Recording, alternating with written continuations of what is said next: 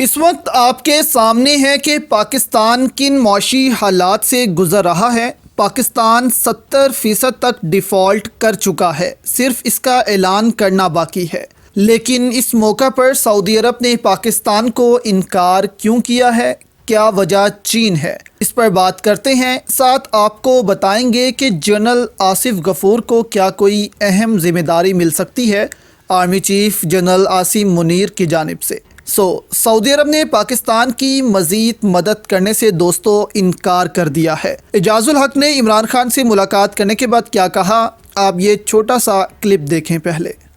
حکومت پریکٹیکلی جو ہے اس وقت ہم بینکرپٹ ہو چکے ہیں، ہم نے صرف اس کا اعلان نہیں کیا، اگر اس کا اعلان ہو گیا تو سب پینک پڑ جائے گا۔ کوئی ملک ہماری مدد کرنے کے لیے تیار نہیں ہے، کیونکہ وہ کہہ رہے ہیں کہ جب تک سٹیبلٹی اور کنٹینیوٹی نہیں ہوگی ہم آپ کی مدد نہیں کریں گے۔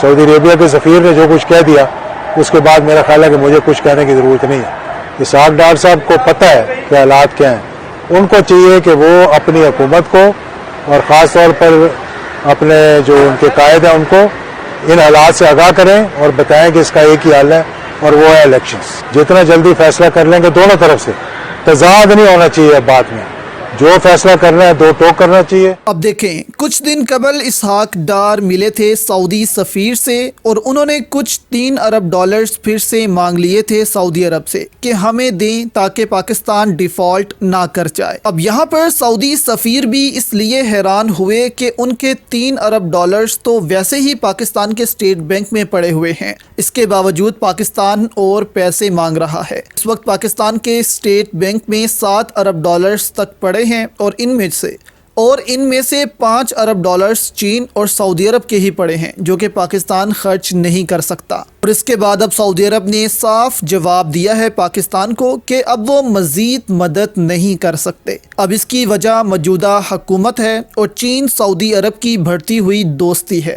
آپ حیران ہوں گے کہ اس وقت یہ خطہ چین کے ساتھ اتحاد بنا رہا ہے، کیونکہ چین دنیا کا فیوچر ہے۔ روس اور چین اب دنیا کی معیشت کو کنٹرول کرنے جا رہے ہیں، جو کہ ایک زمانے میں امریکہ کرتا تھا۔ اب پاکستان کی بدقسمتی دیکھیں کہ پاکستان رجیم چینج کے بعد ویسٹ کی گود میں پھر سے جا کر بیٹھ گیا ہے۔ چین، روس اور اس خطے کے باقی ممالک سے دور ہو گیا ہے۔ ان 7-8 ماہ میں آپ دیکھیں کہ چین نے پاکستان کو بھی لفٹ نہیں کروائی اور سعودی عرب کے ساتھ 35 ارب ڈالرز کے معاہدے کر رہا ہے چین، جبکہ سعودی عرب پر بھی پریشر تھا امریکہ کا، لیکن انہوں نے اپنے ملک کا سوچا، اپنے لوگوں کا سوچا۔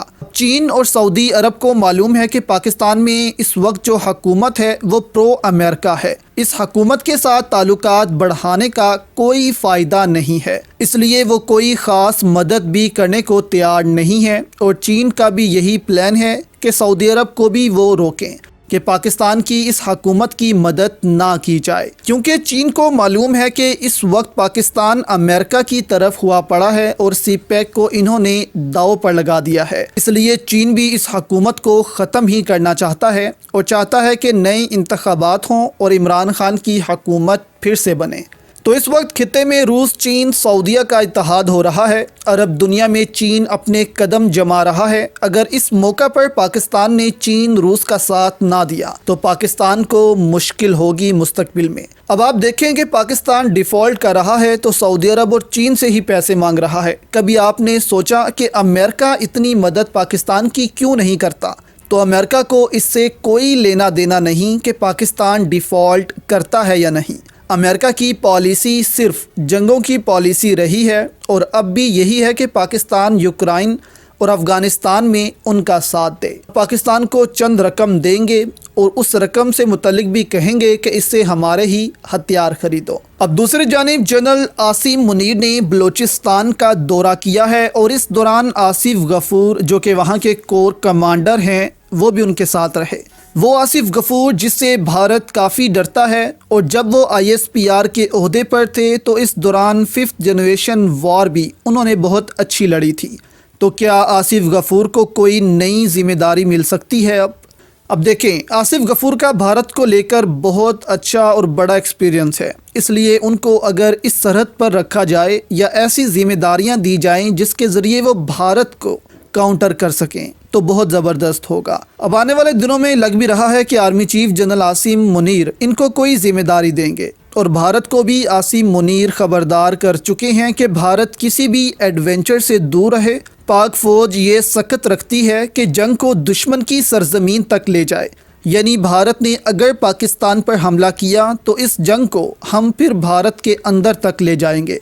तो ये जवाब भारत को देना इसलिए भी ज़रूरी था क्योंकि हाल ही में भारत के जनरल ने धमकी लगाई थी कि हम तो तैयार हैं, हमें हुकूमत ऑर्डर देगी और हम पाकिस्तान से आज़ाद कश्मीर वापस ले लेंगे।